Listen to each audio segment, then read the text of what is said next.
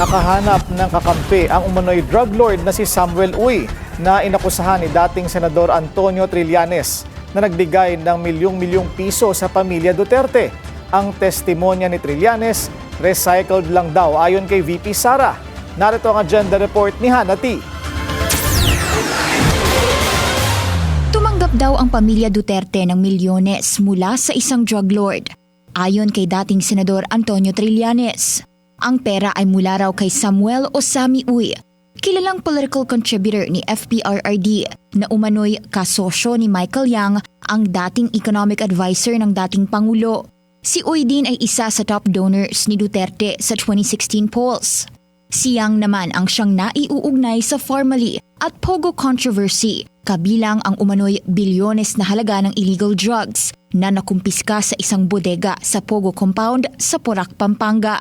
Sa records ni Trillanes, tumanggap daw si VP Sara ng nasa 22.3 million pesos in total mula kay Uy sa tatlong magkakahiwalay na petsa mula 2011 hanggang 2012. Nasa 15.66 million pesos naman ang tinanggap umano ni FPRRD sa loob ng 3 separate dates mula 2011 hanggang 2013. Si Davao City Mayor Baste Duterte naman, nasa halos 51.6 million pesos umano ang tinanggap mula 2012 hanggang 2013.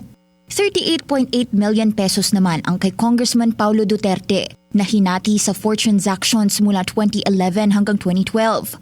At ang pinakamalaking amount na natanggap ay kay Honilet Avancenia na longtime partner ni FPRRD, kasama na rin ang transactions sa bunsong anak na si Ketty. 5 transactions daw ito ni Uy sa kanila na in total ay nasa 53.3 million.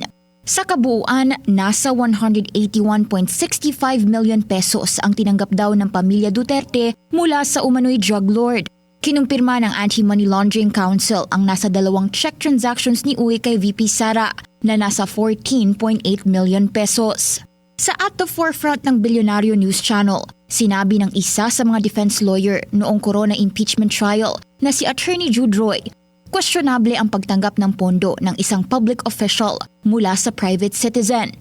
If they're in public office and they're routinely receiving funds from a private person, would that not be at least a suspicious transaction? Wouldn't it invite questions as why are you receiving funds from a private citizen unless there's a showing that you have a legitimate business transaction or some property was sold or something like that? Kaya palagay ni Roy, magandang pagkakataon ang impeachment proceedings ng House Justice Committee para sagutin ng defense team ni Duterte ang mga aligasyon.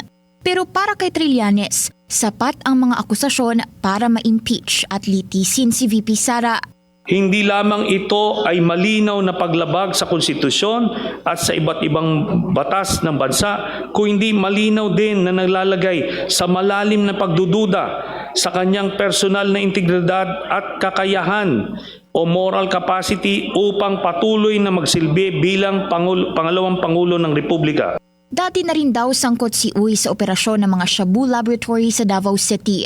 Ayon na rin sa naunang impormasyon ng self-proclaimed Davao Death Squad member na si Arturo Las Cañas. Tinanggap bilang testigo ng ICC si Las Cañas sa kaso ni FPRRD doon.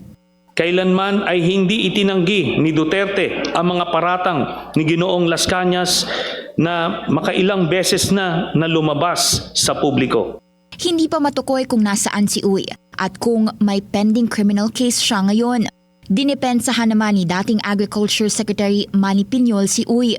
Bagamat kinumpirma ni Piñol na old friend daw ni FPRRD si Uy, collateral damage daw siya. Alam daw ni Piñol na politics is a dirty game, pero sobra na raw ito. Unbelievable kung ituring pa ni Piñol ang umano'y involvement ni Uy sa droga. Bilang tugon naman sa mga akusasyon ni Trillanes, sabi ni VP Sara, malinis daw ang service record niya at mistulang recycled narrative daw ito ni Trillanes. Hindi sumipot si VP Sara sa impeachment proceedings sa Kamara nang ilantad ni dating Senador Sonny Trillanes ang mga nalalaman niya tungkol sa umano'y bank transactions ng pamilya Duterte.